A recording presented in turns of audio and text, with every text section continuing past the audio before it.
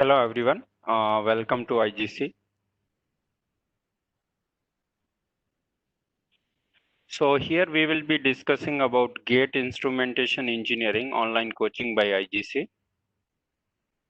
So IGC basically a Bangalore based institute, and we have been taking on offline classes in Bangalore, and this year after COVID-19 we have started online classes for Pan India aspirants. So for this GATE 2021 and 2022 for our July batch, the course details are following. So here classes will be both on weekdays and weekends, and weekdays classes will be from Tuesday to Thursday, and weekend classes are on Saturday and Sunday. So weekdays timing is it is 9:30 p.m. to 11:30 p.m. and Saturday it is 2:30 p.m. to 7 p.m. and Sunday it is 9:30 a.m. to 2 p.m.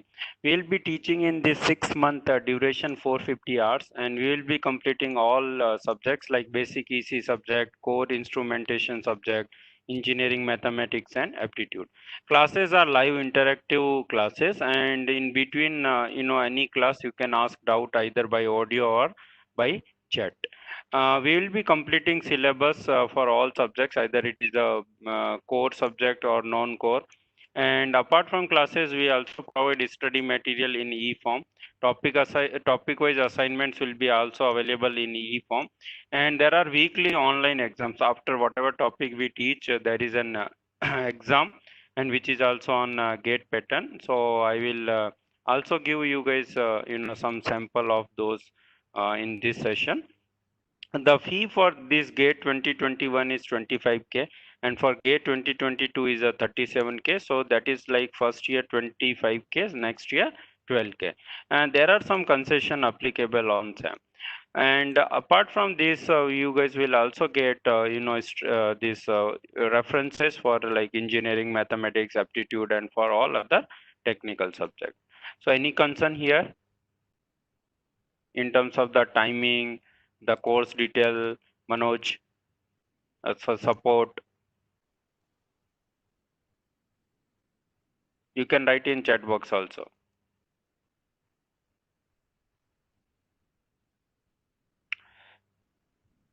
Yeah. So if not, let's move to next session. So here is our team and team to support this the whole syllabus of gate instrumentation engineering, and we have subject expert from different IITs, and they take care of their particular subject. So we are a team here with Mr. Prashant, Mr. Kamal, Mukesh, Mr. Dheeraj. Mr. Utpal is expert in instrumentation core, and today he will be providing a demo session for Sam. So he will be taking care of sensors and industrial instrumentation. Then we have Mr. Manas. He is from BITS Goa, and he will be taking care of process control and optical instrumentation. Then like we have other subject like measurement, it will be taken care by Mr. Arnav. Then these core EC subjects will be taken care by Mr. Prashant, Mr. Kamal, Mr. Dheeraj, and Mr. Mukesh will be also taking care of some digital communication part, which is also there in gate instrumentation engineering syllabus. Now, this is about our team, and we also have expert for mathematics, Mr. Karthik and Mr. Chaitanya. Chaitanya is also again from EC background. He also teaches mathematics apart from signal system and digital communication. So Karthik sir will be teaching you guys mathematics this time, and we have Mr. Shivakant for numerical aptitude. Now, when we come to get instrumentation engineering syllabus, the first section is mathematics and aptitude. So you can see here in mathematics there are multiple topics, and we will be covering each topic one by one from August month. And general aptitude will be taught at the end, and we will be teaching only numerical aptitude. For verbal, we will be providing references and assignment to practice. Now the in core instrumentation, first topic is electrical circuit, which is nothing but network theory, then signal and system, control system. So these three subjects are common with gate EC and gate electrical, and have weightage of around 20 to 25 marks. Then the next section is what analog electronics, digital electronics. So these again two topics are common with gate EC and electrical, and again weightage from these two subjects also is around 15 to 20 marks. Then the next, which is like more of core instrumentation subjects, measurement, sensor and industrial instrumentation, communication and optical instrumentation. So weightage is around 30 marks from all these three, which are core subjects of instrumentation engineering. So this is all about syllabus and weightage part. Now, how we will be covering these subjects over the duration of 6 months? So from July, we are starting three subjects: network theory, EDC, and measurement. From August, we will be starting like control system, mathematics, and sensor and industrial instruments. So here we will be starting, one of the core INE subject, instrumentation engineering subject. Then from October, like once we have hold on these three subjects, we'll be studying analog, signal, and optical instruments and process control. In November, last two subjects will be teaching digital electronics and communication. At the end, aptitude will be taken care with any other, pending topic or subject. So, any doubt or any concern here, No, sir. Manoj? No, sir. Okay, it's clear, right? Okay, thanks. So, after that we'll move to next section. So here you can see we have given the link for IGC sample work. So you already have got link for our sample material, sample assignments, sample online exams, sample videos. Now from last 2 3 months we are putting our videos on YouTube, and many people search for that. So you can also look into our demo videos. And these are our toppers in last 2 years in EC electrical branch. So the best rank in last 2 years in EC is rank 341. So people go, big institute to get such rank. And here with, our good team support, and even that was our first year to teach, EC electrical branch. So if you are really sincere and putting hard work, there is no doubt in getting best result at IGC, because we work as a team. We provide the whole support in respect like proper classes, then study material, assignments, online test series, everything is available at IGC. And here teachers to student ratio is high. So you can ask, one-to-one doubt, as many as doubt you have. Now these are the contact details about IGC. So this is our phone number, these are our mail ID, this is our website, and you guys can search on Google for feedback. We also present on social medias like FB, YouTube, Twitter, Instagram, LinkedIn. So if you want to know anything and everything, you guys can always visit on these social media and find our work demonstration which we do time to time. Now we have offline classes in Bangalore, okay, and our classes are situated in Marathali, which is close to Whitefield, where most of the MNCs are situated, irrespective of engineering branches.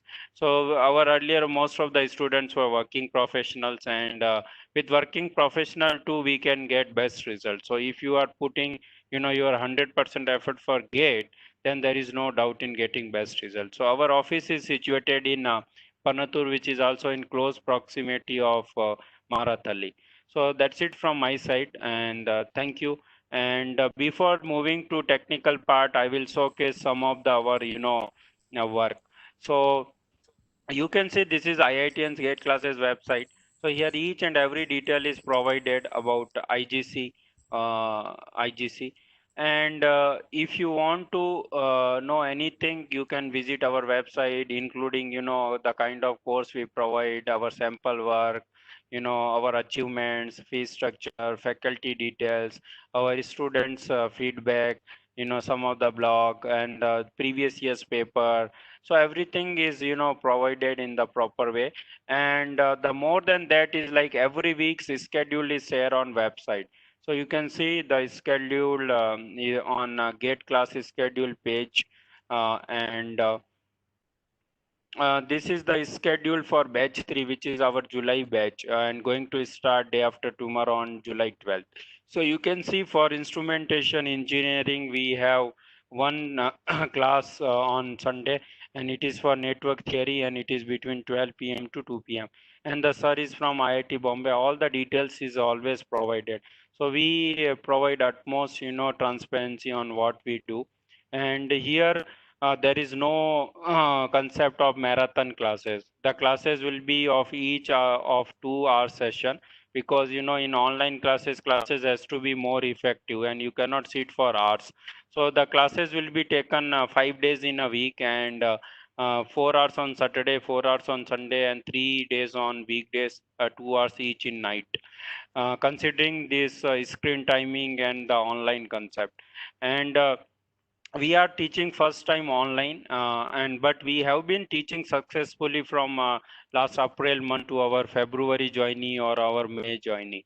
Okay, and for online teaching we have our own portal, IGC online coaching portal, and also we have our own portal to take online exams. So here I will show you one of the online exam. uh,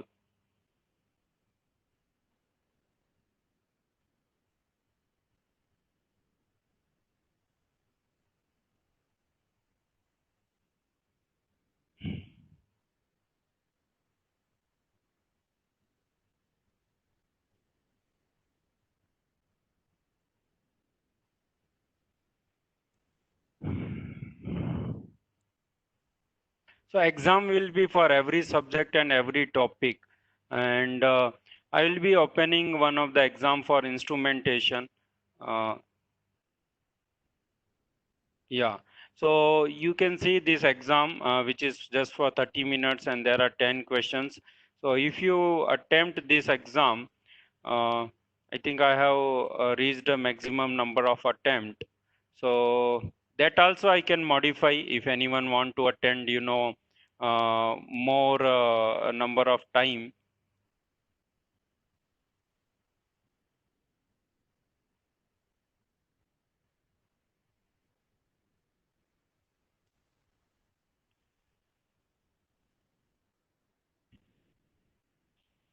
Okay, let's attempt some other exam, because that exam got, so I'll go to one of the basic EC exam. Let's attempt analog exam. So you can see this BJT, diode and BJT, which is important topic in analog system. And here you can see this. There are 15 questions. So you will find that there are two kind of questions, both NAT and MCQs. And here this is exactly gate environment, and you will find it's a very quick.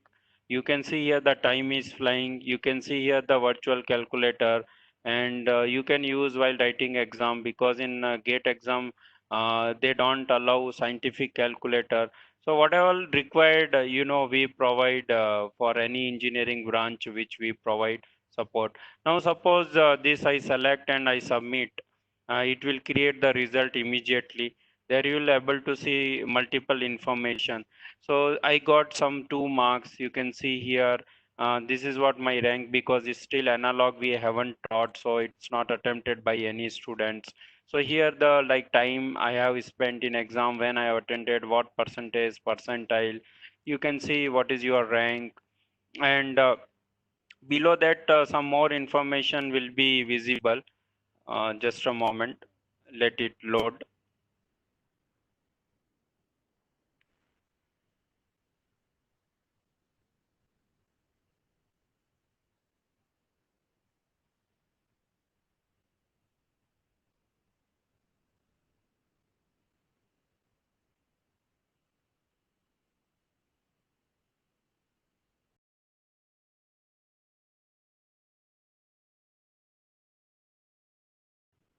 Yeah, is it visible, Manoj?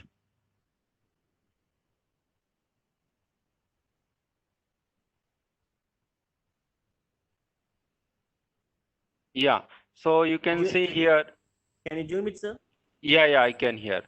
Yeah, right. So you can see here, these answer sheet will be available. So you can see what is the correct answer, all the questions. Since this question I did and I did correctly, so it is highlighted by green.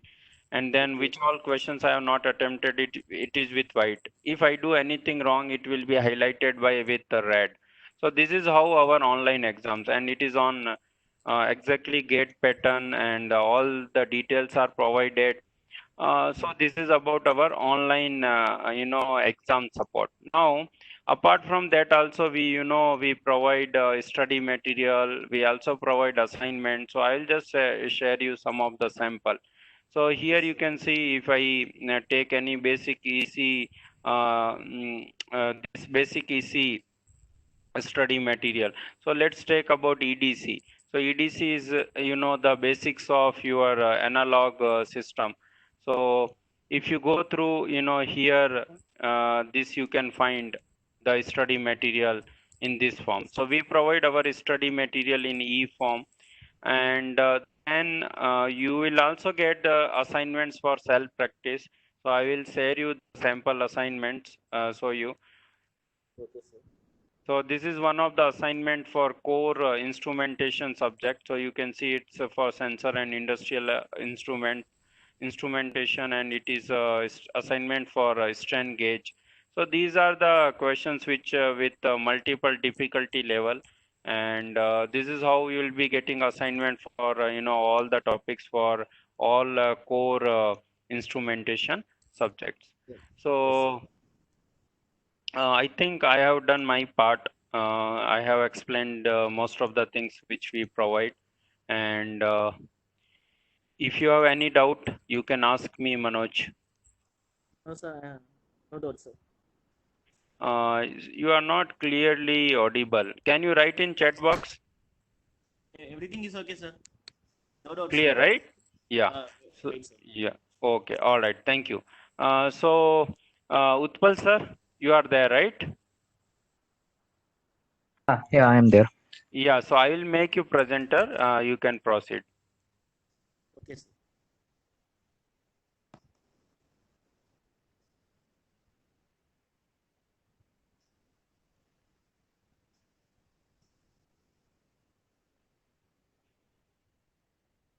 Yeah, sir, you can share your presentation and then you can start.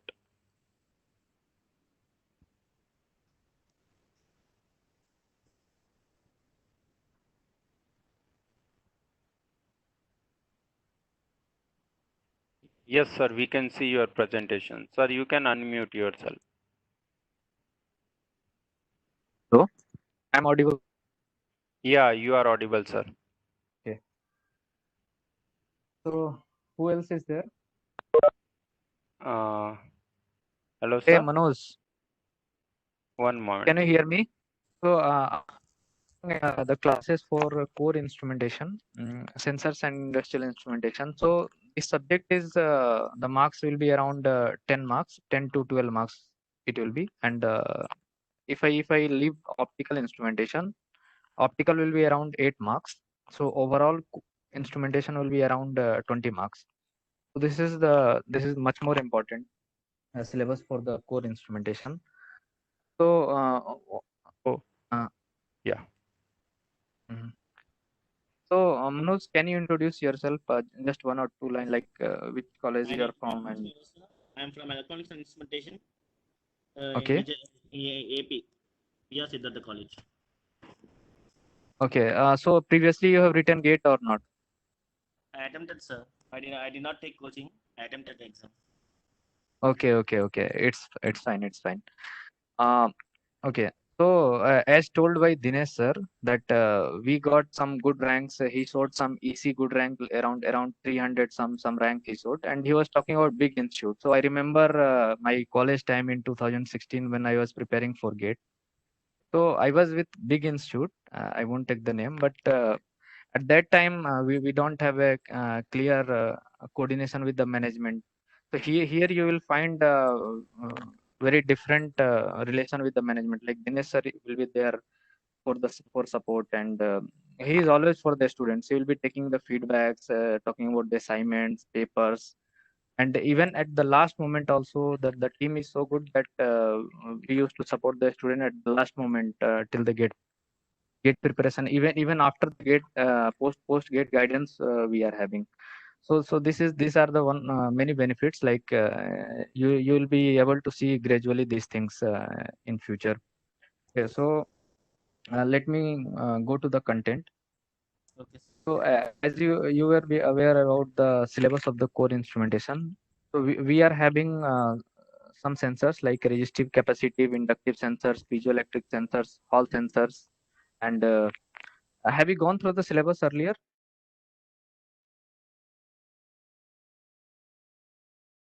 Hello, Manoj, Sir. am I audible? Now it is audible, sir. Okay, okay. So you know about the syllabus. Yes, sir. Once I saw the Okay, syllabus. so okay. So here I have highlighted some of the points like the flow sensors. So these are the most important topics. From here, the frequent questions are being asked, like electromagnetic flow sensors, and even the temperature sensors. These are also important. Like in thermocouples, most of the questions you will find the repetitive questions are also there. RTD is also important. Let me move this slide. Okay. Uh, So this syllabus are there on the portal also on our IGC portal. This syllabus is also there. So you can go through the syllabus also. Uh, Okay, sir. Let me go to the next. So in college time, during college time, you'd have gone through this block diagram of the measurement system, right? Yes, sir. Sensing Yes, sir. element, signal conditioning element. At that time, we used to mug up the definitions of these things. But today, definitely you will find some difference in GATE studies and academic studies. Okay, sir. I'll be taking a very small example of any thermal power plant or anything. Let's say any pipe is there, some fluid is flowing in that pipe. Here, some fluid is flowing, and control room is there. Control room will be far away. Generally, in the industry, in thermal power or a fluid measurement system, you will find that the plant will be at some other location, and your control room will be at the far location. This is our control room. Yes, sir. So whatever the measurement that you will do here, that will be monitored in the control room. Here there will be some system, and here the same that the temp. Let's say here I want to maintain the temperature of this fluid as 500 degrees centigrade. So it Yes, should sir. not vary. Like there are some permissible limit, like it can vary from 10 degree plus minus 10 degree, but it should not vary much. Let's say if it is varying much, then we have to do some feedback mechanism to make it back to the 500 degrees centigrade. Okay, so here we have to do some measurements, but control room is very far. We cannot put our sensors very near to the point of measurement. Like the temperature will be very high. Let's say if I put my sensor here and if I put my control room here, it's not possible. It's not possible to put control room near to the plant or measurement system. So Yes, sir. we have to do some mechanism here. Here we have to do some mechanism to transfer the data, to transfer this data and present this data in some measuring devices like CD, LCD, or some display monitor or computer where we can monitor this. Okay. Here we here we are putting some sensor. Let's say if I want to measure the temperature, so how you can measure the temperature? Which all sensors are there? We can have our RTD, right? Resistive temperature detector. If you don't know, then it's just a resistor whose resistance vary with change in the temperature. Means change in resistance is somewhat a function of change in temperature. Change in temperature is detected, then it will give some change in resistance. But this change in resistance, what we will do? This is not any meaningful. Let's say initially it was 500 degrees centigrade. It changed to 50 degrees centigrade. So the change in temperature is delta is 50 degrees centigrade. Because of this, the change in resistance is let's say 0.2 ohm. What you will do with this change in resistance? Unless and until it will be converted to any meaningful format. Like here, if I go back here in control room, here this is the digital data. Computer will be taking digital data. So we need to convert it into digital form. Here you will be using our analog to digital converter to convert it into meaningful format where we can read the data. So here change in resistance, you will be converting this change in resistance to change in voltage or change in current, like that. So how you are going to change? Any idea how you are going to convert this change in resistance to change in voltage? Any measurement system have you studied? Strain this. So I think this will be a bridge, Wheatstone bridge. Strain. So we Hello, sir. Hello? Yeah. Hello. So I think with the Wheatstone bridge we can convert this change in resistance to change in voltage. Am I right? Yes, sir. Okay. So any other person is there? So strain is also strain is. Some sound was coming. Palak. hello. Yes. Hi Palak. Okay. So you are back. Hello, sir. Yes, sir. Okay. Okay. So she is our regular student. She has joined. Around 2 batches are already going on from Feb and um, I think May. In 2 batches already going on. So let's say here we have to convert this change in resistance to change in voltage. So I'm using a Wheatstone bridge. I'm using a Wheatstone bridge to convert it into change in voltage. So this is one terminal. This will go ground connection, and from here we will take another resistors. Here we will take another resistor, and this will be going to the supply voltage VDD. This is our sensor. On one terminal of the bridge, we are putting our sensor, and these three resistance will be ideal. Let's say I'm taking R, and R. This we can take any similar values, and we can measure this change in voltage here, del VOB. This del VOB we need to convert it into either current or frequency, or somewhat where we can transmit. Generally we prefer in current mode, generally we prefer to transport the data in current format.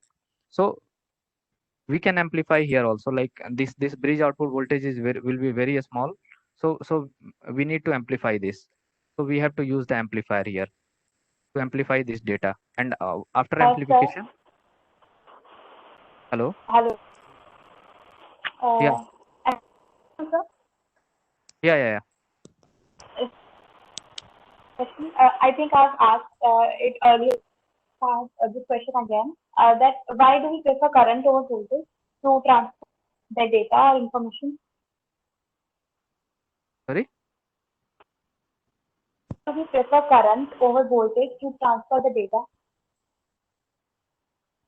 Okay.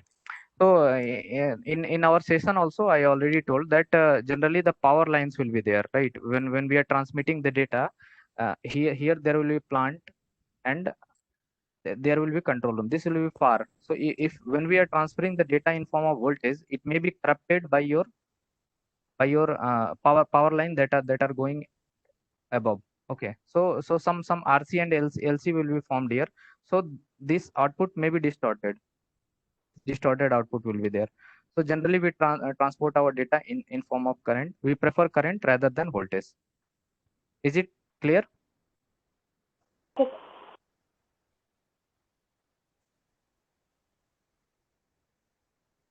Hello, is it clear? So yes. Okay. So after amplification, now we are in a position to directly go for either measurement or we can transmit. So here control room is still far, so we can convert it into current. So voltage to current converter we can convert, and finally at the end we can convert to current to voltage, analog to digital, and finally we can measure here. So this was just a basic introduction, like you may not be able to understand these things properly, but we can correlate these things. So here the sensing element here, the sensing element is your RTD. Here I'm using a resistive sensor to sense the temperature. So this is our sensor. Now sensor senses the physical quantity and it converts it into some format. If it is meaningful, we can directly use it for our measurement. If it is not meaningful, we have to convert it into some format. So what is meaningful? Either if we are in a position to transmit, like if it is in a if it is converted to some significant current or significant voltage is there, then we are able to transmit the data. So here we are using two additional circuitry. One is the bridge circuit, another is the amplifier. So these two consist of your signal conditioning circuit. So the purpose of signal conditioning circuit is to make this signal, means make the output of the sensor to in a condition for further processing. These are the voltage to current, current to voltage, and ADC. These are the processing circuits. And this is our control room where we are going for the measurement. These are our data presentation elements. Okay. So this was just one example of how we are going for the measurement of any physical quantity. So in the syllabus here you have seen that here you can measure the temperature, like here I have how you can sense the temperature and you can read the data. Now you can have another sensor, let's say flow sensor. How you can measure the change in flow, and you can calibrate to read data to some remote locations. So another can be liquid level, pH, conductivity. So these topics are not much important from gate point of view, but pressure, flow sensors, temperature sensors, these are very much important. Generally these type of questions are being asked. Last year also I think in 2020 in 2020 this one inductive sensors question came. I think you would have solved. Piezoelectric sensors is also important. So let me take another example where you can easily correlate this diagram. I'm taking one example of LVDT sensor. Okay, so what LVDT will do? Any idea?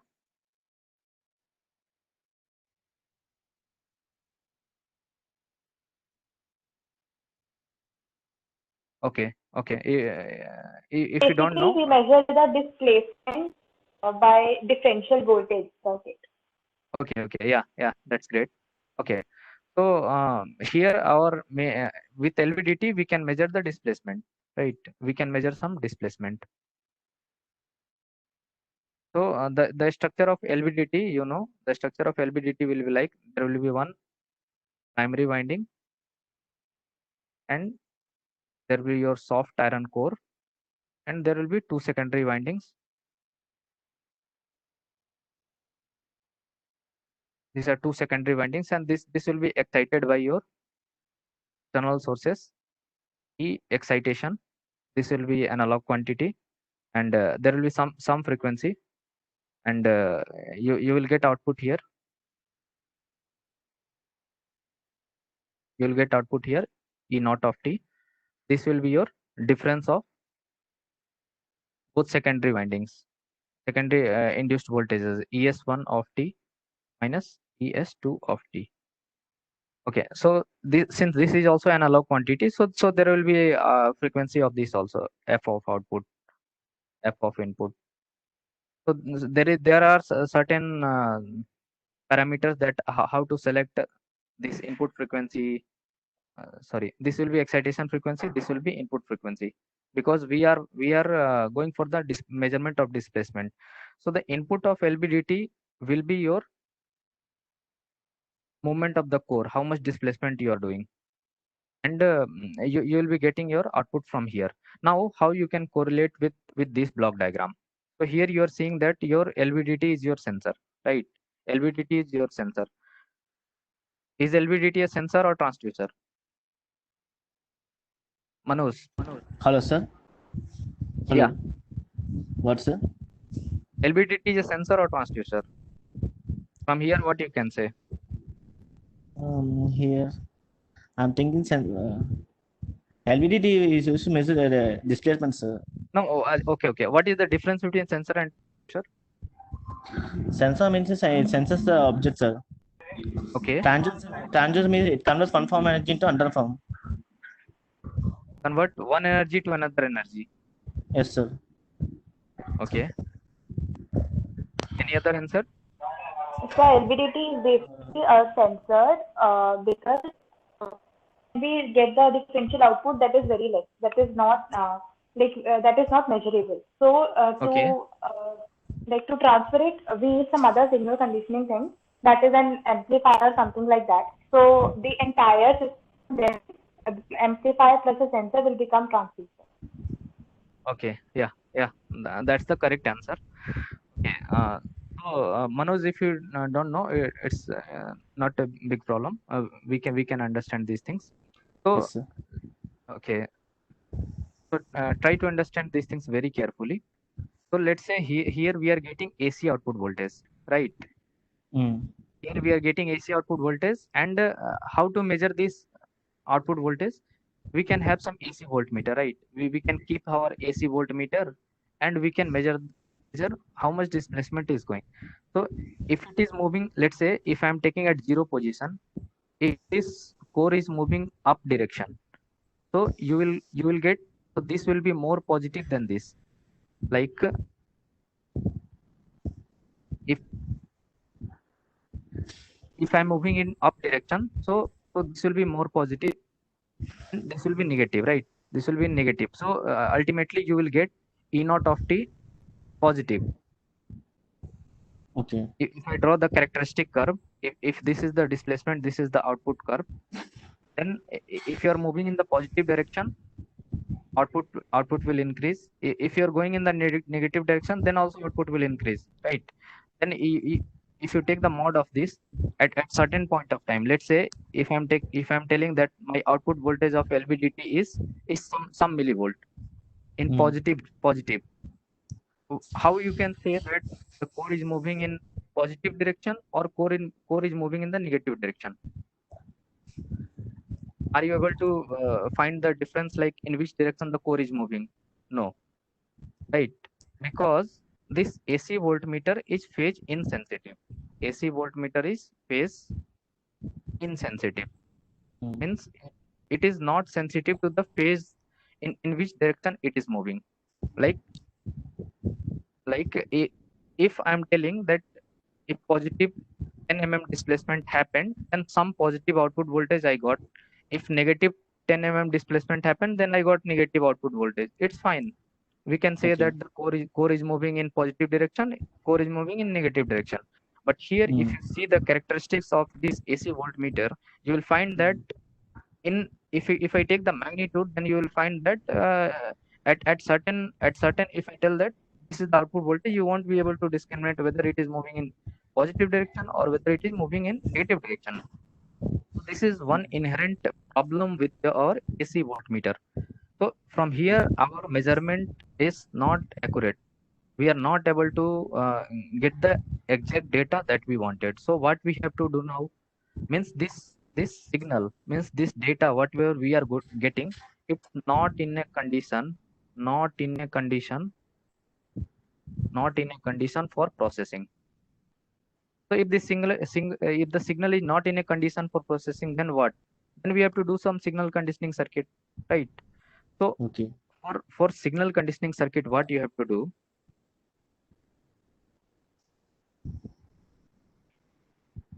Can I convert this AC voltage to some DC voltage? If I do some mechanism, if this is our E naught of t, this is our AC quantity. If some mechanism if I do, and if I'm able to convert it into some DC quantity, then we can easily measure with our DC voltmeter, right? So DC voltmeter will clearly give the idea that if it is moving in positive direction, your magnitude will be something, and if it is going in negative direction, it will show the phase difference as minus 180 degree. Sir? If you're not okay. Sir? Yeah, Palak. Hello. So DC voltmeter does it tell us the direction also? I mean the positive and the negative? Yeah, so it will show you the phase difference, like in which direction it is moving. Yeah, okay, I will draw the But okay, sir. I will draw the characteristics of both our AC and DC voltmeter. Okay. So this is my AC voltmeter. This is my DC voltmeter. First, I will draw the magnitude. So magnitude will be like what? If I'm moving in positive direction, it will give the magnitude like this. If I'm moving in the negative direction, the magnitude will be like this. Right? Now here, if I move in the positive direction, it will provide like this. If I go in the negative direction, it will provide like this. Now, if I draw the phase will be like same for both. Minus 180 degree, minus 180 degree. So what I told, if my phase difference is negative, then also you're getting the same magnitude. If my phase difference is positive, you're also getting the same magnitude. At some point of time, let's say this is plus 4 millivolt. How you can say that it moved with negative phase or it is having positive phase? You won't be able to discriminate here. But here you are able to discriminate. So that's why we are using the DC voltmeter. Palak, is it fine or?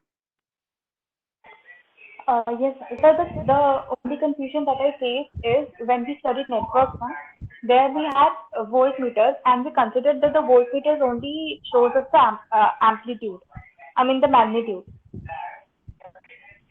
Okay, okay. So no, for this one, for LVDT, we are having certain setup for DC voltmeter where we can measure the phase also, right? Without Okay, sir. phase, you won't be able to say that this is It what, is right? positive or negative. Yes, sir. So if you are getting some negative output, you can say that it is moving in the negative direction. From the magnitude Yes, curve, sir. you can analyze. Okay, sir. Okay, so till now, whatever we have studied, let me summarize this. So if this was our LVDT, earlier we were getting output as AC quantity. Since this AC quantity, we are not able to detect this AC quantity clearly, right? Because this signal is not in a condition for further processing. So we are using some additional circuitry, and we are converted into DC voltage, and we are measuring with our voltmeter. So here we can see that this is our data presentation element, and in between here something is there that can be signal conditioning or signal processing circuit. So how you are converting this analog quantity into digital quantity? We have to go for rectification. Right? So I have taken one small example where you can understand something. Okay, can you see this question?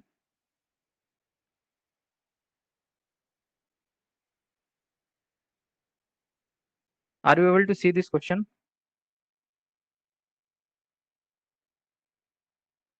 Hello? Hello? Sir. Are you able to see this question? Yes, sir. Okay, so can you try to solve? Just wait, sir. I want to read the question. Read.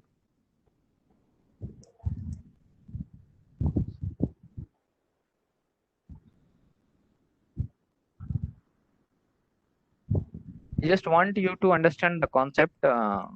Exact solution, you may not. If you are not able to solve the exact, then also it's fine.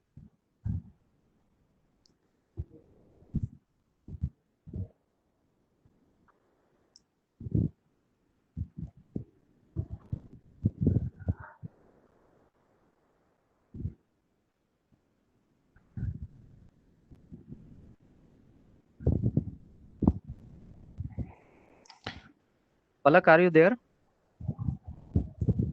Yes, sir. I'm sorry, I was I went for some time. Yes, sir. Okay. So if you are able to solve this question, you can try. Sure.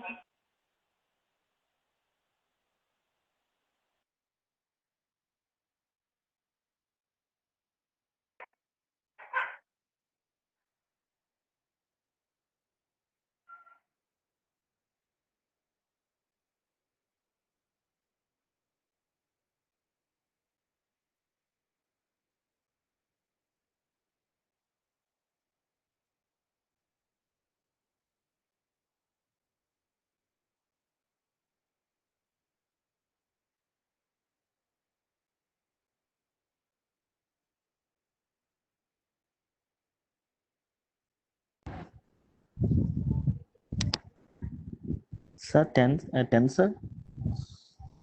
Output is 10 mm. It 10 mm output. It. Hmm. Yeah. I think that is the correct answer. Yes, sir. So how you have solved? You just tell me the concept. I did not use the concept. I just I have some basic things on that. On that, do I lose, sir. Okay. How? How means here we are telling the voltage has given, sir, and divisions also, and the gain is 1000. Okay. Here divisions are 100 divisions are there. So here asking 1/5 of the division. Mm-hmm. After per 150 division, how many divisions are there? After that, calculate that one. So gain. Okay.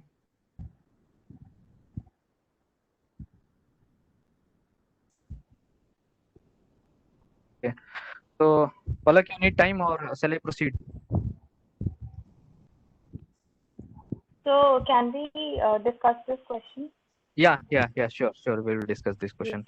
So before that, let me read this question. LVDT has an output voltage of 10 millivolt. So first we have to analyze the question before we are going to solve. So this 10 millivolt across its terminal when it is moving at a distance. So here we are getting some DC voltage, right? DC voltage. We have to measure with DC voltmeter across its terminal when the core moves through a distance of 4 mm. This is our input. X input. The output of the LVDT is connected to a 10 volt voltmeter. This is our signal conditioning circuit. Through an amplifier of gain 1000. This is also our signal conditioning circuit. If the millivoltmeter has a 100 division, millivoltmeter, this will be our data presentation element. 100 division and a scale up to 1/5 of a division. This is our resolution. What is resolution? You have to understand. Then the resolution of the overall setup is. Overall setup means if we are going for some change in our displacement, some change in output we are getting, right? So we have to go for the overall setup measurement. I will draw the block diagram of this. So here we are having our LVDT. It is having an output voltage of 10 millivolt. We are getting 10 millivoltage output when the core moves through a distance of 4 mm. So here 4 mm displacement is happening. Amplifier is having a gain of 1000. So here we are connecting one amplifier that is having a gain of 1000. If the millivoltmeter has a 100 scale division and it can read 1/5 of a division. So here the basic concepts of your ADC will come, ADC and DAC will come. So this is full division is our 100 divisions in 10 volt. This is your 100 division and 10 volt. So one division will be 10 by 100, 1000, 100 volts, right? Is it fine? So one division will be your 0.1 volt. Now what it is telling, the scale can read up to 1/5 of a division. So 1/5 of this is your output voltage. So 1/5 of 0.1 volt. This will come around half, 0.02 volt. So if I am getting the DC voltmeter output, if I am able to read this 0.02 volt, what was the displacement? So we have to just backtrace. You have to just backtrace and get the output. Okay, so here if you are getting 0.02 volt output, what will be the input of the amplifier? Correct? This is one clue. Another clue is there. If for 10 millivolt output, you already fed the displacement of 4 mm, then for this much output, what displacement you fed? Is it fine, Palak? So Hint is enough. basically here Yes, sir. So basically here we'll divide 0.02 volt by 1000 since it is a amplification factor. Yes. No, here your main concept was here. You have to understand this concept, like how Yes, you sir. are getting the output as 0.02 volt. Yes, sir. Okay. So So yes, sir. now, so you can from amplifier you can calculate, and here you can calculate. Can you try once more?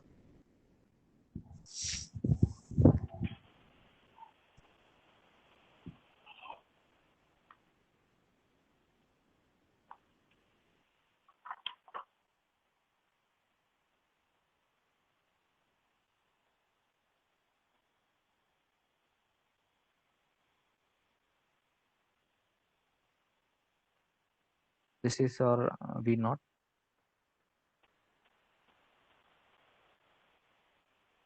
I think you will get some different answer. What I'm expecting. Sir, I'm getting 8 mm. Yeah. So 8 mm is the correct answer.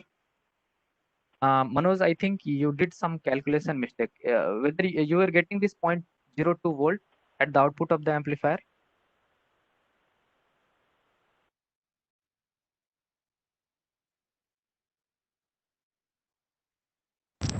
Till 0.02 volts is correct, sir.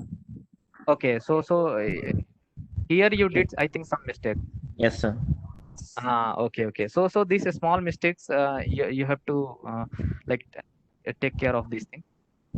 Okay. Okay, so this question ended, but there are still a lot of concept behind that.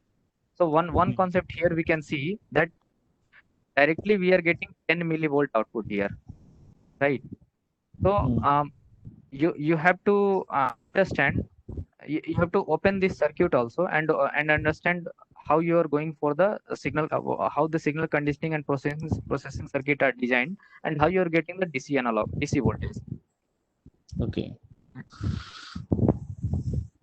So let me take the LVDT sensor here, LVDT sensor, and now, as I told, this was the analog quantity, and we have to convert it into DC quantity because the AC voltmeter was phase insensitive. So since this was the AC quantity, so we have to go for some filters to remove the high spikes if there was anything in the AC voltage. So after filtering, we have to go for amplification also, because the LVDT, the LVDT output of LVDT is around microvolt or millivolt. So it's a small range. So you have to amplify also. So you have to use the AC amplifier to amplify. After its amplification, now you are ready for analog to digital conversion. So you are using a rectifier circuit. Rectifier. You can use any rectifier, but full wave rectifier is preferred because of you'll be studying these things in analog. Next output voltage here. Even you can filter here. You can apply some filter here. Here you got the DC output voltage. So this was your signal conditioning circuit. Signal conditioning circuit, and LVDT was your sensor. LVDT plus signal conditioning circuit. This comes as packed product, and this we can call as transducer. So from here, the difference between sensor and transducer will be clear. Sensor is any quantity that is attached to the process and gives the output in terms of change in the physical parameters, change in the variable. If temperature is changing, then we will get some output that will be proportional to the change in temperature. That will be some function of change in our physical quantity. This output may or may not be meaningful. Means if you are able to transmit the data, if you are getting sufficient voltage, if you are getting sufficient voltage, means strength of the voltage is good, then you can directly use with your display measurement, voltmeter or some measurement system, you can directly measure. If you're not getting, if the strength is not good, or you're getting some other quantity. What other quantity means? If you're measuring RTD, if you're measuring the temperature using RTD, what you got your change in resistance del R as 0.2 ohm. What you will do with this data? This change in resistance you cannot transmit also, right? If through a wire, how you can transmit that this data? you cannot transmit. So you have to convert this to voltage or current, right? We prefer current. That was already some point discussed, and we'll be discussing in great details. So you have to convert it into current. So you have to convert this into voltage or current. So I have used your Vtest1 base to convert it into voltage. So that's what I'm telling. Output of the sensor may or may not be meaningful. If it is meaningful, we can call it as transducer also. If it is not meaningful, we have to do some additional circuitry. Like here, signal conditioning circuit is there, processing other circuit will be there. So if you're using the signal conditioning circuit to make this signal in a condition for processing, then these two are known as packed product or transducer. Transducer will be a packed product. So till now the definition, the difference between sensor and transducer is clear, or any doubt is there? No, sir. Okay. Palak, shall I move forward? Yes, sir. Okay, so I have taken one more question. This is a very easy question. Can you try?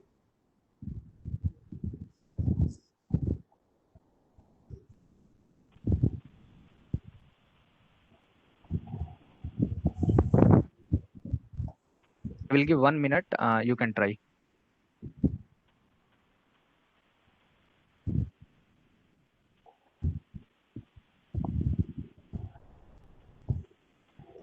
Sir, is 0.8.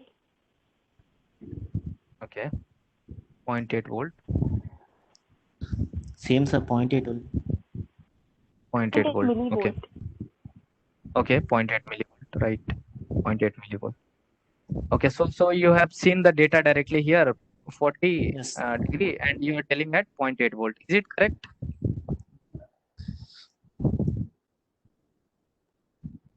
Sir, I think because we have 0 degree as reference function. Yes, So, yes. So we have to understand some of the clues. Temperature EMF data.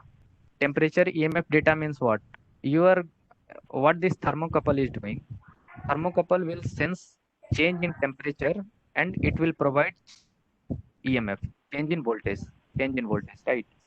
Now you're seeing here change in voltage is very less, 0.2 volt, 0.2 volt. Is it sufficient to directly use for measurement? Directly use with voltmeter? May or may not be, right?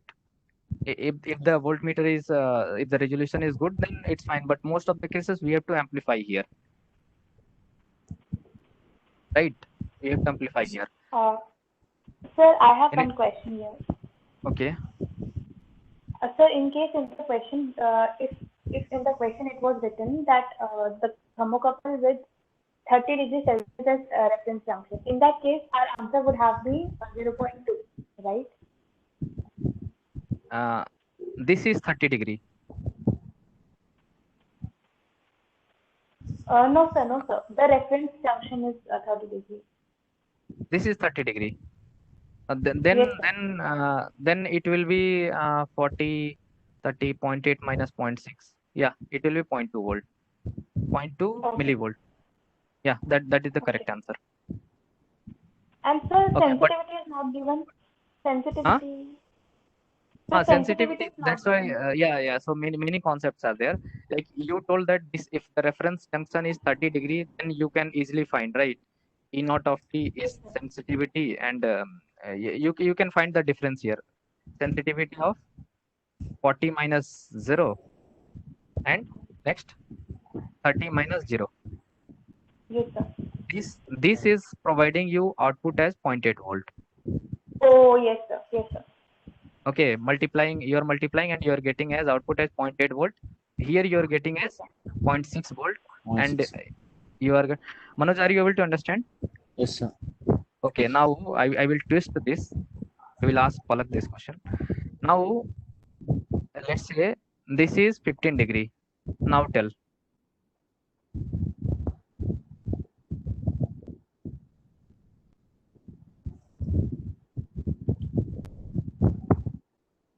In that case, we can see that it is linear. I mean, the temperature change with voltage is linear here. So Okay, for you 15 mean degrees, that you mean that the temperature versus your EMF graph is linear. yes, sir. Okay, so you can find the sensitivity and you can calculate, right? Yes, sir. Yes, sir. So I mean, for Okay. 15 degrees, it would have been the voltage in millivolts would have been 0.3 millivolts. Okay, so the concept here is that if that if the graph is linear, then at any point of time you can find the data. If the graph is not linear, then it will be difficult to find the output voltage, right? If the graph is not linear, then there are certain other parameters, sensitivity and other things will be given to you. Okay, so the concept here was that I was discussing about the difference between sensor and transducer. So here thermocouple is a sensor or transducer? In this case, sir, I think it is sensor only because Sensor. it is giving in millivolts. So we'll have to amplify it in order to transmit this data. You need amplifier to transmit this data. Okay. Yes, yes, sir. Okay, so there is another concept. I'm talking about this reference junction. So how this thermocouple is made? We are having two different metals, and if we joined at one end, and we used to measure the output from other end. Okay, sorry. From here we used to measure the output, and this is another junction. This is A, this is B, again this is B, this is A. Is it clear? This diagram is clear. So how the thermocouple is made? When two different metals are joined at two different junctions, and if we are measuring the output voltage across it, when the change in temperature happens between these two junctions. So one junction is our measuring junction, another junction is our reference junction. Reference junction. Okay. So now you understand these things. Now you are at some location A where the reference junction was, where the atmospheric temperature or ambient temperature was, let's say it's 0 degree. It may not be lot, but let's say 0 degree, and you are measuring the temperature of some fluid which is at 30 degree. So you have put your thermocouple here, and first you have dipped to 0 degree and you have measured the output here. That is correct. But let's say the same setup you have taken to some other place where this ambient temperature changed. So are you able to get the same output here? Are you able to get the same output here? No. Why? Because this reference junction is changing. So there will be certain drop in the output voltage. E naught of this output voltage will drop. E naught will be sensitivity of A by B, Tm minus Tr. Tm is the measuring junction, Tr is the reference junction, and this is the sensitivity of your thermocouple that would be given.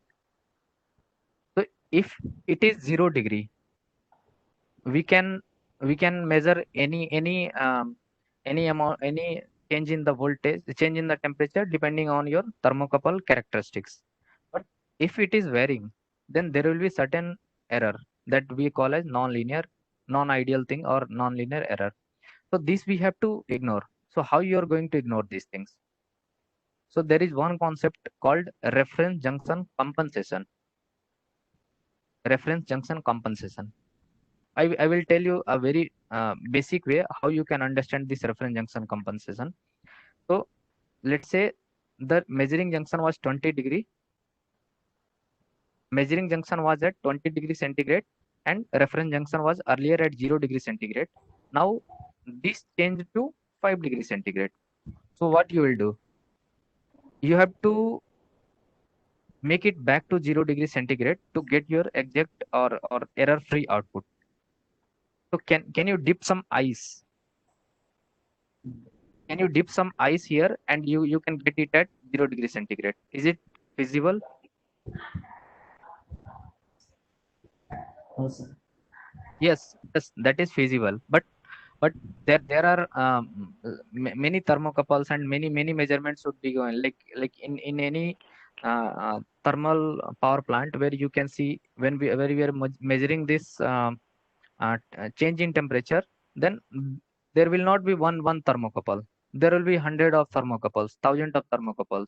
So you won't be able to maintain the ice bath for all these thermocouple with same resolution at same point of time, right? Are you able to understand? Yes, sir. Okay, so what you have to do, this ice bath doesn't work there. At that point of time, you have to do some electrical mechanism. Electrical mechanism means what? You have to insert some additional circuit. What it will do?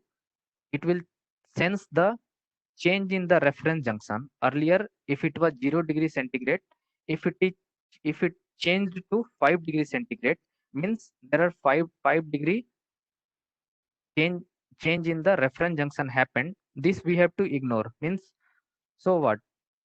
For this 5 degree change in the reference junction, certain output voltage was reduced. I will uh, explain it another way. So this was metal A, B, B, A. This is TM. This was TR. Now, let's say I want to measure 30 degree centigrade measuring junction, and this was ideally at 0 degree centigrade, and I am assuming that I got 400 microvolt output. This is fine.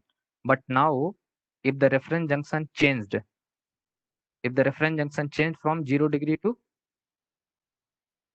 2 degree centigrade, if it changed to 2 degree centigrade, then this will drop. Let's say this dropped to 380 degree, 380 microvolt. So how much the error is there? You got 20 microvolt error. But again, you are measuring 30 degrees same. You are supposed to get 400 microvolt, but you got 380 microvolt. Means 20 microvolt is error. So how you can compensate this? You can compensate it by, if you are able to sense this change in the reference junction as 2 degree centigrade, and if you can generate some equivalent analog voltage, and if you can add the same here for compensation. If 20 micro, if you got 380 microvolt, if you can add plus 20 microvolt, then you will get the exact data. So this is what your reference junction compensation is there. Hence your thermocouple is here. Then you will be having your reference junction compensation. You can use the amplifier also for amplification. You can use it here also, amplifier. Then you will get your output and you can measure using your voltmeter or DC voltmeter, whatever it is. So what we have observed here, this is our sensor. We got the output of the sensor here. If it is good, if the condition is good, strength is good, then we can directly go for measurement. But still reference junction error will be there, so we have to go for compensation. So these two circuits are working for your signal conditioning circuit. If you can combine the sensor and signal conditioning circuit, this we call as transducer. Yes, any doubt is there till now?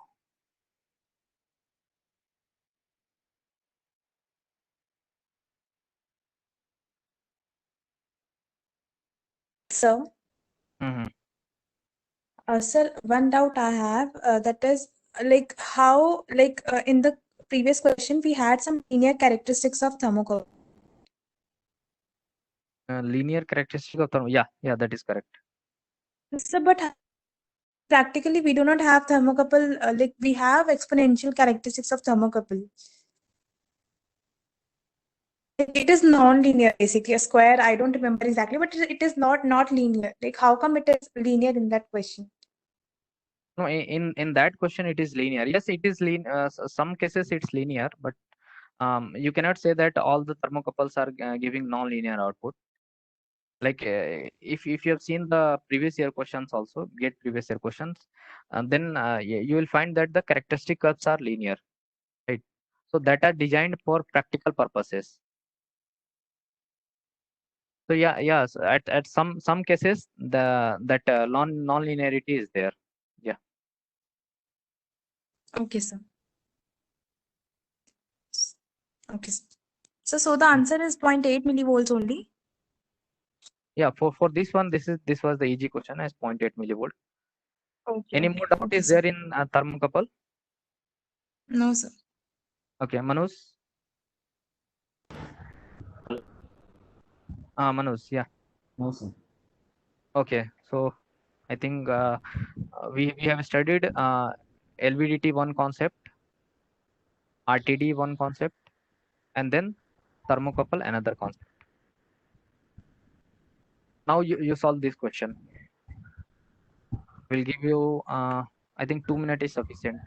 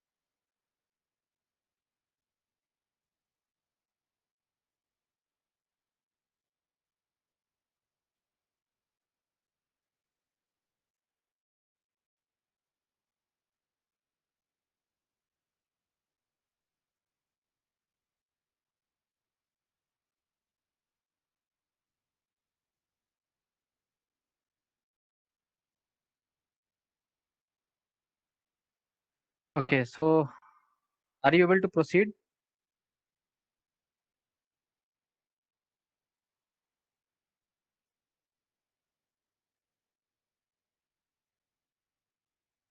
So 1 minute. Hmm.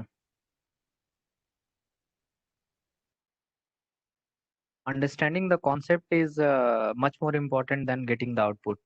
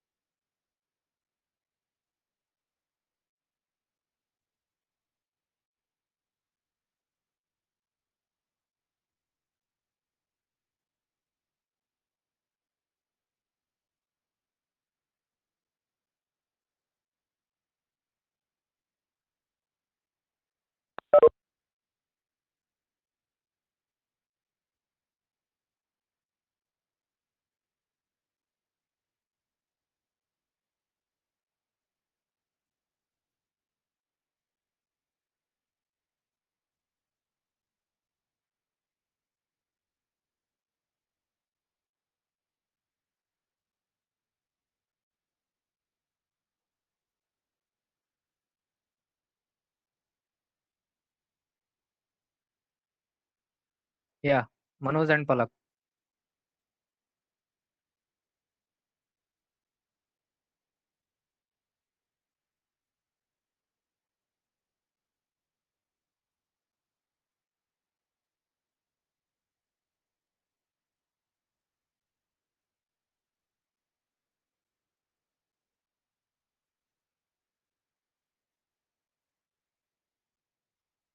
Are you getting the answer?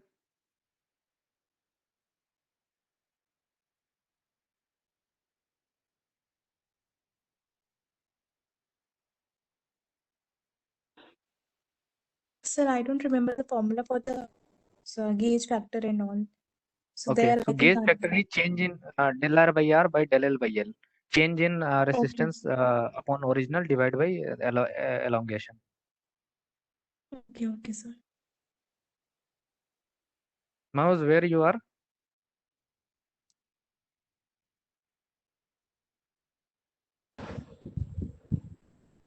Hello. Yeah. I'm seeing, sir. Get the formula. I'm trying, sir. Okay.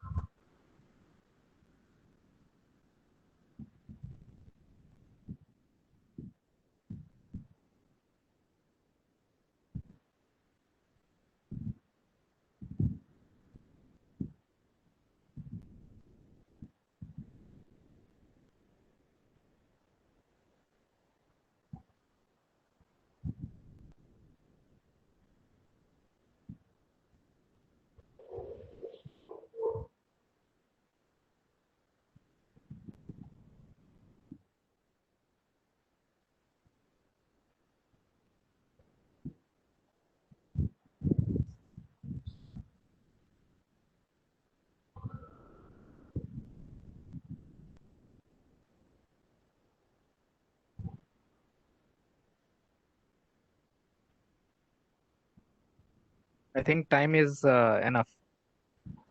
Can I explain, sir? Hmm? Can I explain, sir? How much?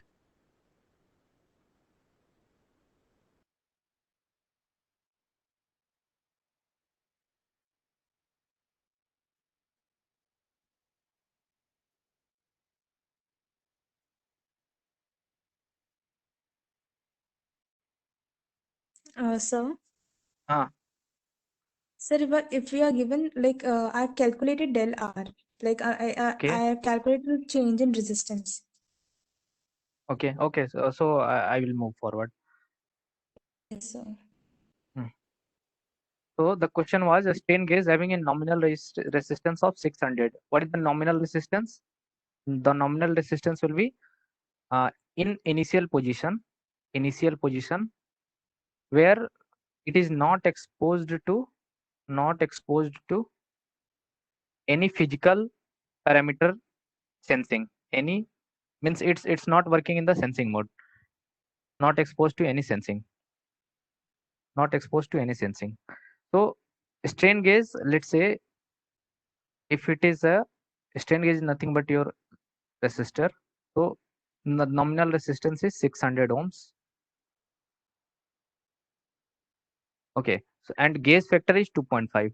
So if you don't know the gauge factor is a quantity that quantifies your.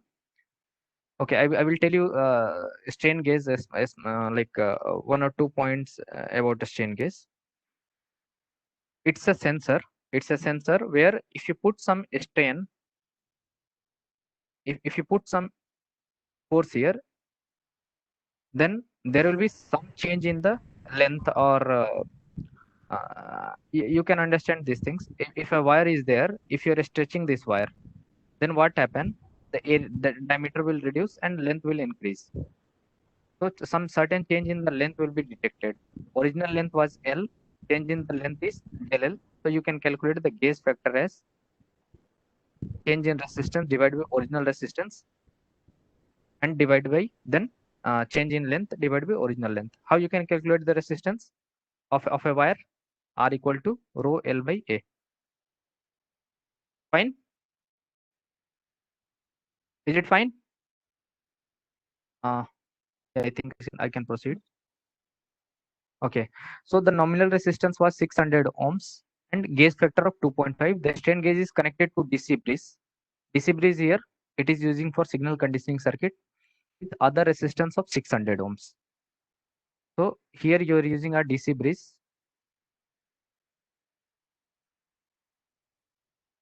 DC bridge where other resistance are 600 ohms.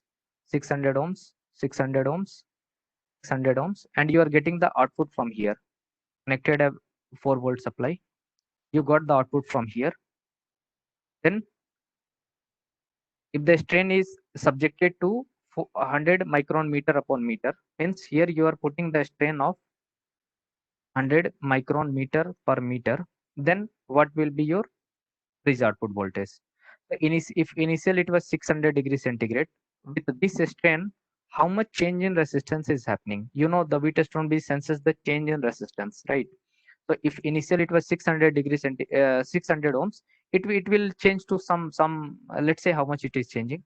So gauge factor is LR by R by epsilon, right? So gauge factor is 2.5. Change in resistance we want to know. Then R was 600 ohms into 100 micron meter upon meter. Can you calculate this?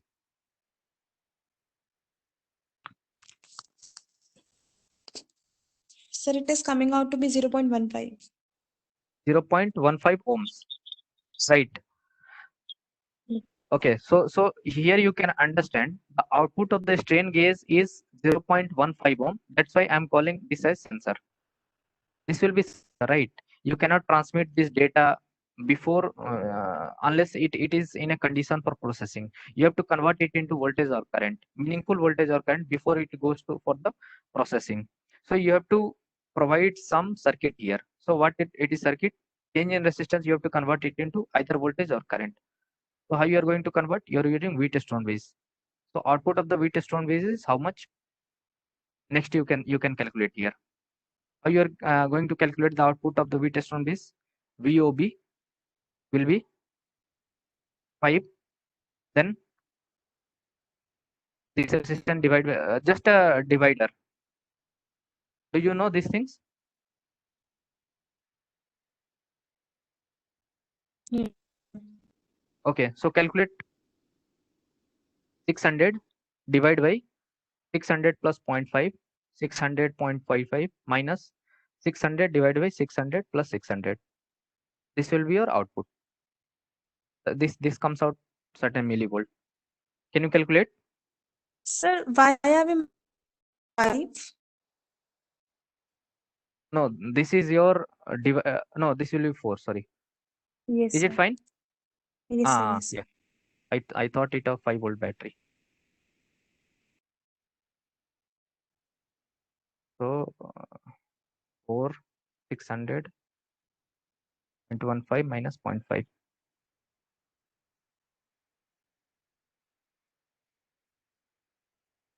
Okay, so you can calculate that you will get the output. The concept here was that the strain gauge output was change in resistance. This was, let's say, if it was coming as 0.5 ohms with 100 micron meter upon meter change in strain. This is not meaningful, not readable. Not meaningful means it's not in voltage or current format. Not readable means strength is not good. Then we have to go for signal conditioning circuit. So here we are using Wheatstone base. And finally, let's say, I don't know what will be the answer, but let's say we got 750 millivolt. So here we got 0.75 volt as output. If this we cannot directly use for the voltmeter, then we have to go for amplification also. So I went for the amplification and finally I got as let's say 7.5 volt.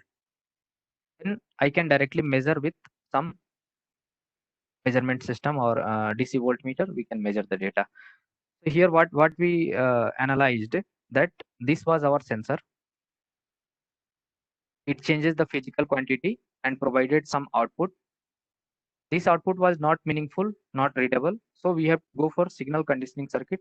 These two additional circuits serves as signal conditioning circuit and it makes the signal in a condition for processing. This is our display element. Let's say if this was far, if this was very far, then what we have to do? We have to transmit over wire. How to transmit over wire? We have to convert this into current. So voltage to current converter. Again, this side current to voltage converter. Then analog to digital converter, and then go for the display. If it is computer, then we can go for the measurement. Okay, sensor, signal conditioning. This will be your processing circuit. This will be your processing circuit, and this will be your data display element. Data. Okay. Strain gauge, Wheatstone bridge, amplifier. These three are known as transducer. Transducer. Now, any doubt is there till now? Manoj, Palak, No, sir. Manoj, Sir. clear?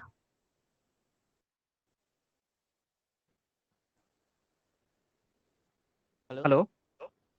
Yeah, Yes, is sir. it clear? Yes, Okay, sir. sir. Yes. Okay, okay. So one more topic we understood. The last topic is your electromagnetic flow meter.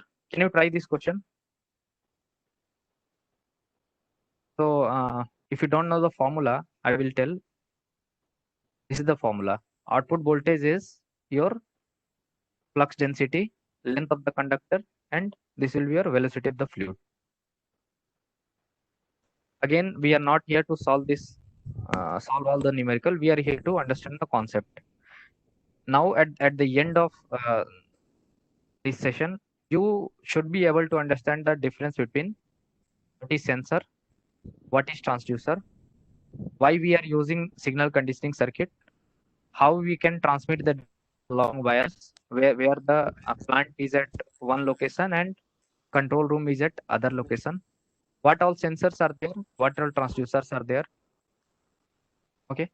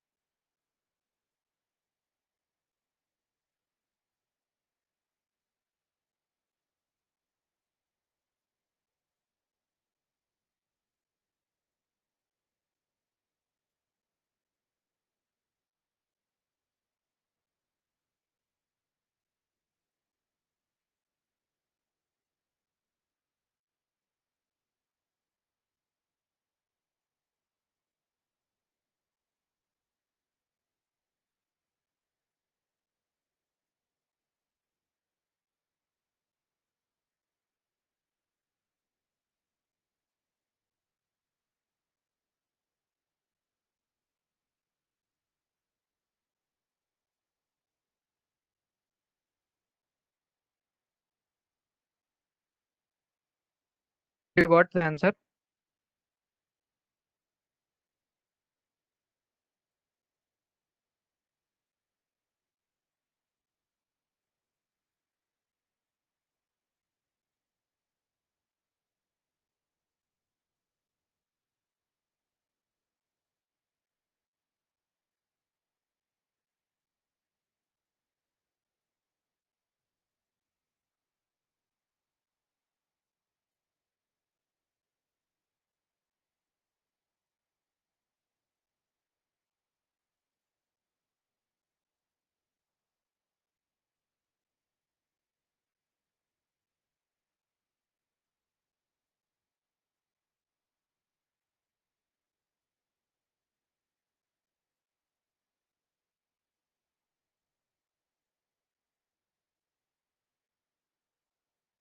Hello.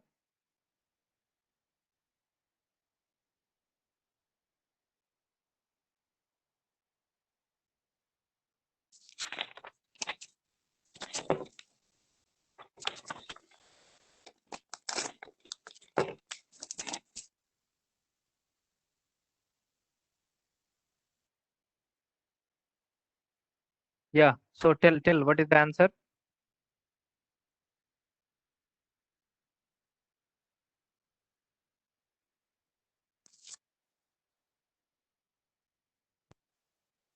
Sir, Hmm. I think it is too early to solve these questions. Actually, we don't know the basic like the Okay. basic functionality of a Yeah. sensor Yeah. and also. Yeah. That is correct. Manoj, same here, same there, Sir, same there. I did not get solved. Because Huh? I don't know the concept, sir. Okay. Okay. Yeah. That's fine. That is the good option. Okay. So an electromagnetic flow meter. So we don't know this is a sensor or transducer. We will understand whether this is sensor or transducer. Is used to measure the average flow rate. We are going for the measurement of the flow rate. One more thing I would like to tell that there are 2-3 videos on YouTube on IGC. You will find some lectures on flow measurements. There are 2 lectures. Please watch that videos. That is much more important from basics. I have covered some basics of the flow. You can watch that video. Okay. Flow rate of a liquid in a pipe of diameter 50 mm. The flux density of the liquid has peak value of 0.1. Now the concept of electromagnetic flow meter is that if any conductor, let's say if the length is L and if it is moving with a velocity, transverse velocity across the magnetic field. Let's say the magnetic field is here, and if we are moving it in a transverse way, then certain voltage will be induced across its terminal. How? This part will be positive. The upper surface of the conductor will be positive and the lower surface will be negative. Right? If you move a conductor across the magnetic field with the transverse velocity, then the upper side of the conductor will acquire positive charges and the lower side of the conductor acquires the negative charges. And if we put 2 electrodes, then we will get some then we will get some output voltage. This is similar to our piezoelectric crystal. I will introduce here piezoelectric crystal also. This is similar to piezoelectric crystal. What happens in the piezoelectric crystal? If we apply some here, then there will be some this layer will be deformation. Some deformation will happen. Then after deformation, this upper layer of the piezoelectric crystal acquires positive charges and lower layer acquires negative charges. And if you put 2 electrodes here, then you will get some output voltage here. The similar concept is here, but the difference is there. Here we are using external forces. Here we are using the magnetic flux and we are moving the conductor. If we can correlate this concept with this, here the pipe is static and flux is flux is perpendicular. Then which one is moving? The moving is the fluid. The fluid is moving. If the fluid is moving, then we can say that it will cut this flux and we will get some output voltage here. Are you able to correlate this? Here the conductor is moving with the transverse velocity in a perpendicular magnetic field. Here fluid is moving in a pipe on a perpendicular magnetic field, and then we are getting some output voltage here. This part, the upper layer of the pipe acquires positive charges and the lower layer acquires the negative charges. And if we can tie up two electrodes across the this boundary, then we can get some output voltage here. Is it fine? Yes, This sir. is just a basic concept. Like if you're not able to understand, it's fine. We can have a separate session for this. Definitely we are having separate session. Okay, so here the flux density is giving us V equal to 0.1 Tesla. Output from the flow meter is taken to an amplifier of gain 1000 and input impedance of 1 mega ohm. Now this kind of concept you will find everywhere, where you will find some input impedance of amplifier and gain will be like that. So what I told, if we are using some sensor and if output we are getting as in volts, but if the strength is not good, let's say 0.24, let's say 200 millivolts. If you want to increase the strength of this one, then we have to go for amplifier. So we know, you know that generally we are going for the op-amp as amplifier, right? So in op-amp also we will be having, let's say if we are having infinite input impedance, then it's fine, right? But there are certain amplifiers where we are having some input impedance. So you have to model. So you have to model this sensor is having some impedance and amplifier is having some impedance. This is our, sorry, this is our amplifier part. This is our sensor part. So here that the output that here you are getting, there will be certain impedance of this sensor I have modeled, and there is another resistance input impedance of your amplifier. It is having a gain of 1000, and this input impedance is 1 mega ohm.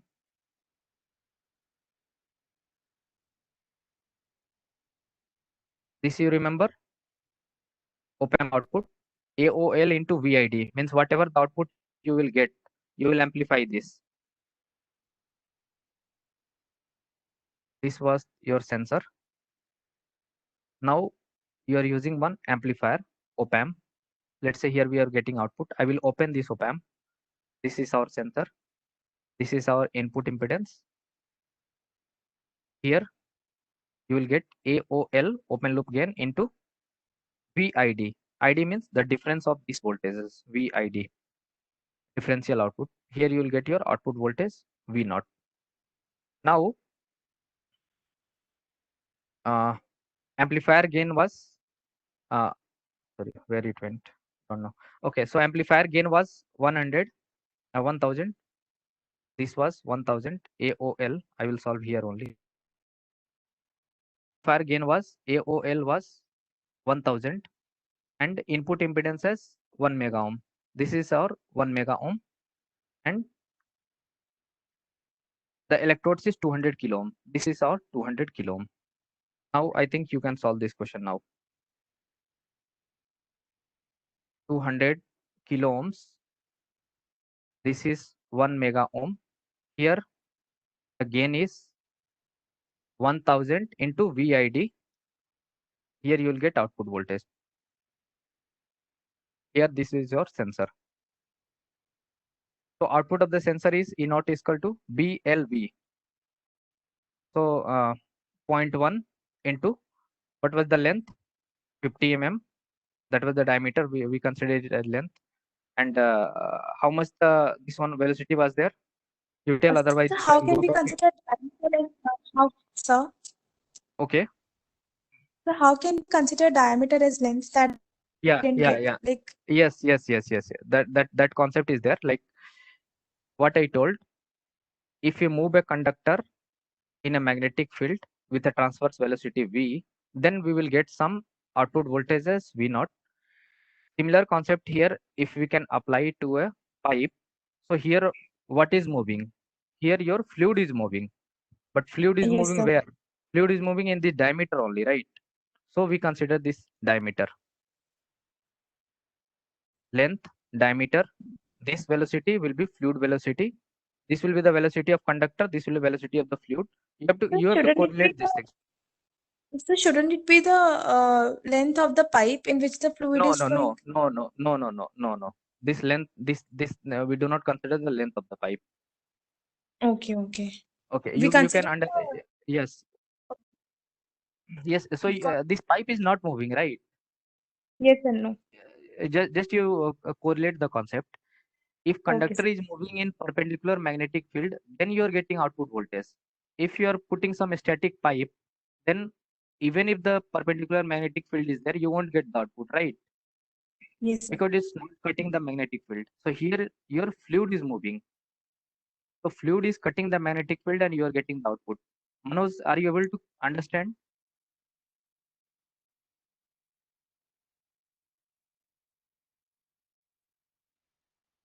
I think he's lost somewhere. Okay. So what was the velocity? I think it's 20. How much? Sir, I don't remember. I think you'll have to Okay, switch. okay. If I go back again, it will be lost. Okay, so you can put We'll velocity here. Yes. Yes, sir. Okay, velocity here, and you can voltage division. You can calculate the output here, right? Yes, sir. VID. Okay, then you can multiply with 1000 and you will get the output voltage. Fine. Okay, sir. Mhm. So I think any doubt is there? No, sir. Like I'm assuming that these were just the basic concepts, just to understand what Yeah. transducer Yeah. and So sensors are. okay, Yes, sir. So as of we will now, deep like the dive. basic. We will deep dive. We'll deep dive once the sensor class will start. But again, I think these many questions covered many basics, right? Yes, sir. But sir, I don't think this year, like I asked Dinesh sir, he said that this year we won't be having classroom courses won't be possible. So online classes will only be there. Yes. We are planning online classes. You won't Yes, find sir. any difference because I'm using writing pad to write all those Yes, things. sir. I get it. Yes, sir. I won't be teaching over PPT. Okay, sir. So So, you sir, have to basically, be ready. You have to be ready to write as usual. We used to study in the classroom. yes, sir. So, sir, my question, like here is, like from when we will be starting this course? This instrumentation will start, I think, in August. My session is planned in August. Okay, it is plan. Okay. Mhm. Okay, sir. So, sir.